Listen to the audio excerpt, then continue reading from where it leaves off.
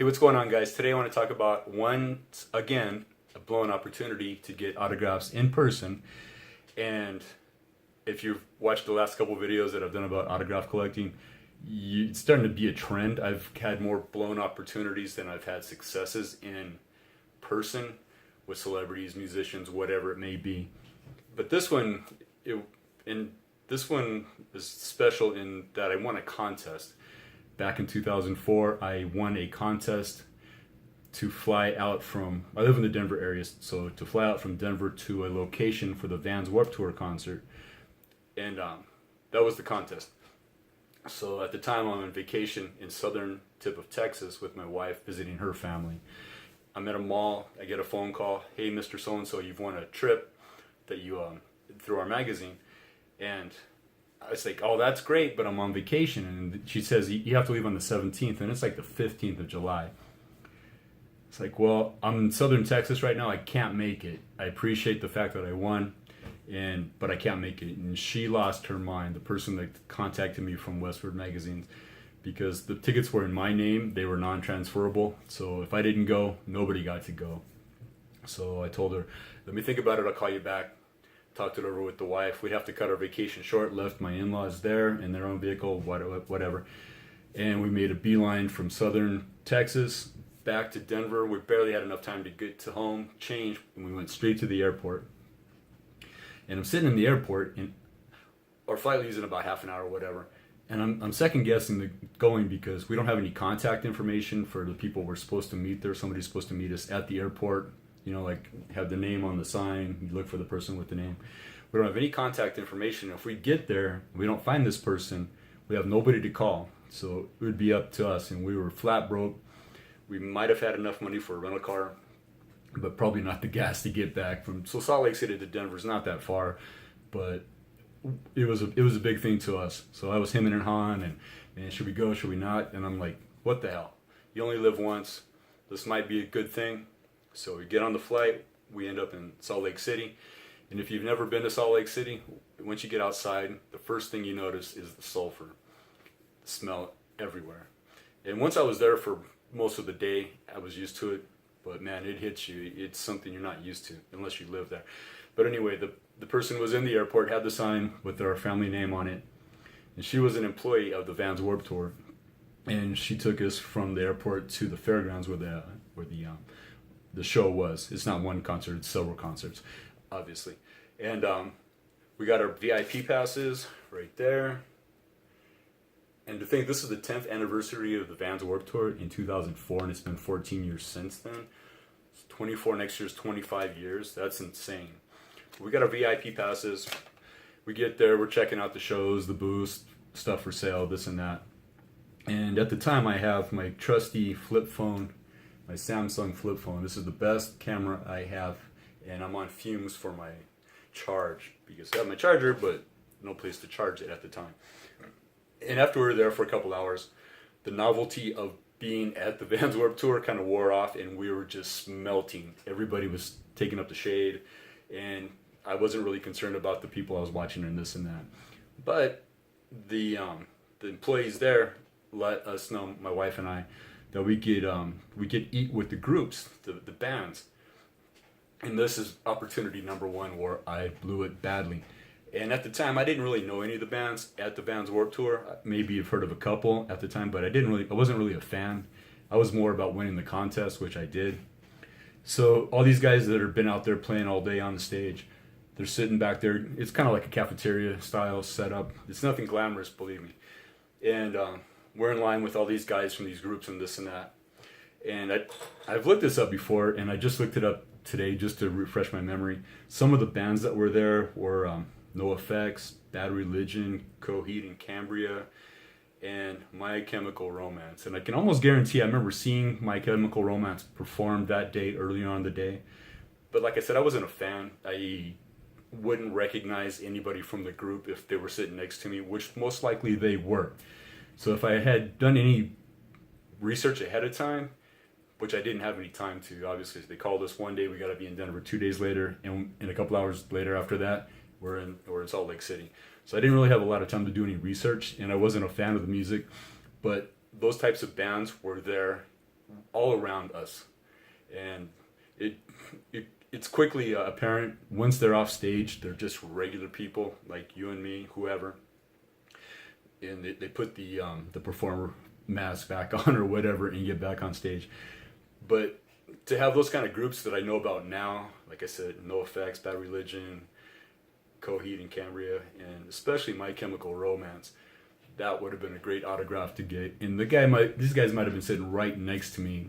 We got school cafeteria trays, and so that was opportunity one that I blew.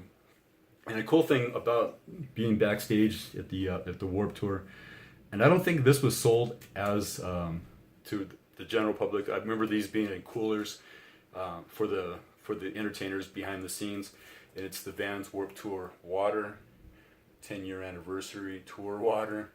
And I grabbed a couple of these, still open, still sealed, still water inside. So yeah, I grabbed a couple of these as a souvenir on top of my VIP passes. So the day's winding down, we've eaten, everybody's breaking the stages down, this and that, and I know I'm going to come back in a tour bus, but I'm not sure with who. It's kind of up in the air. And there were some band members from a group called Hazen Street that were on the bus with us, but it wasn't just an ordinary bus. The bus belonged to Kevin Lyman, the founder of the Warped Tour, and his name is actually right there in the back of the can, giving a little story about how, it's out of focus, I apologize, giving a little story about how they got water supplied to the Warped Tour. And I didn't realize it before, but it's from Monster Water or Monster Beverages. So Monster's been around for a while, I guess. So we're sitting there on the bus, and he's asking, like, how did you win this contest? Did you enjoy yourself? Very polite, very, very accommodating host. Do you need some water? Do you want this or that? And we were good. I'm like, I'm just happy to be here, man. This is awesome. So we travel. It's getting late, and he has this big room in the back of the bus, and we have kind of bunk beds, tiered bunk beds on the sides of the bus in the middle. So he's in the back of the bus. Didn't ask him for his autograph one time. Didn't even think of it. Didn't cross my mind. Totally blew that opportunity.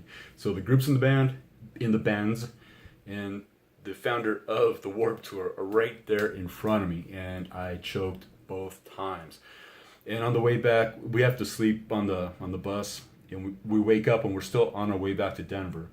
I think we went up through Cheyenne and came back down to Denver because we stopped at a truck stop that had looked familiar in Cheyenne. I saw Cheyenne license plates when we stopped for a bathroom break. Don't ever go number 2 on a tour bus. That was rule number 1, is don't number 2. Everybody told us that, so we had to kind of hold ourselves together and use the bathrooms at a truck stop. So anyway, so we're on the way back, and I'm talking to Mr. Lyman, and they have their physician there for the bands, and he's talking to us, and he's like, "What, you guys live in Denver?" I'm like, "Yeah, we live in the area. Are you gonna come to the show today?" And once we get there, I'm like, "Well, we only won the contest for the Salt Lake City show." He's like, "Dude, you got the passes. Come on down."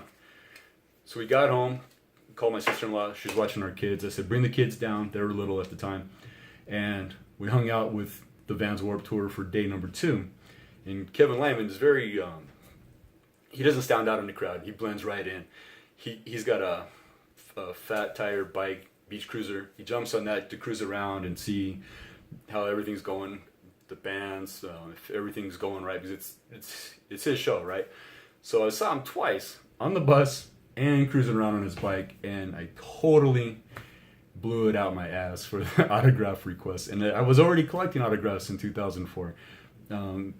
2002, 2003, I think I started in earnest, and 2004, this guy's standing right here in front of me, and the only thing I have is his name printed on the back of the Vans Warped Tour water.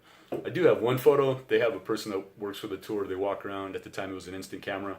They took our picture while we were in Salt Lake City, and the same person the next day took our picture in Denver. So we got those 2 pictures, but other than that, this thing had horrible quality. Love it. Loved my phone. It was a great phone at the time. Mastered Tetris on this thing, if anybody remembers that. But yeah, that's my that's another story of blowing opportunities for in-person autographs. And this is all leading up to my best all-time in-person autograph win and autograph fail. And I think I'm going to put those two together in one video because they're kind of on the same level of stardom of these two people. And I regret not getting an autograph from the one person, and I totally gave myself dozens of pats on the back to get the other autograph from the one person I saw in person. Being redundant, I'm sorry. But yeah, that's it. My Vans Warped Tour 2004 blown opportunities. And I'm getting tired of making these. And once my through the mail autograph returns start rolling in more than one every 2 weeks. Once again, thank you, Mr. Doxson, Josh Doxson, for that. I think once the seasons start to gear up and the players are back at their teams' addresses, maybe I'll start getting some more autographs through the mail. I did send out the Dwayne Wade, LeBron James, and Jeremy Lin autograph request today, so I don't think I have a chance to get any of those back in an authentic signature, but you never know. Stranger things have happened. So if you like this video, come back. I'll be here probably tomorrow with another nostalgia video, and the day after that, another autograph video. Thanks for wasting your time with me, 11, 12 minutes of it. Sorry for that. And yeah, we'll see you when you come back later. Bye.